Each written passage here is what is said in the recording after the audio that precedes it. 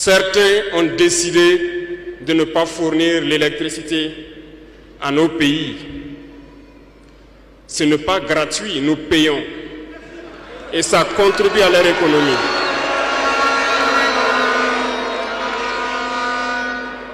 Ils ont essayé de faire souffrir le Mali.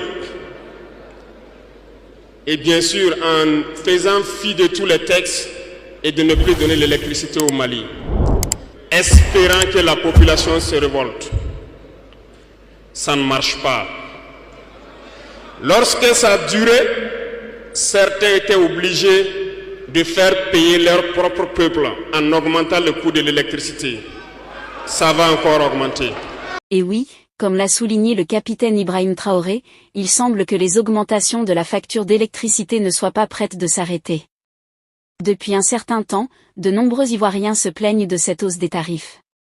Si cette tendance se poursuit sans que les autorités ne réévaluent leur position ou leur politique, cela pourrait ne représenter que le début de problèmes plus importants. Comme on le dit souvent, chacun a besoin de l'autre pour progresser dans la vie. Le fait de priver le Mali de l'électricité pénalisait déjà aussi de façon très visible la Côte d'Ivoire. Par là nous pouvons comprendre que la Côte d'Ivoire a besoin des consommateurs extérieurs de son électricité afin de baisser les coûts à l'intérieur du pays.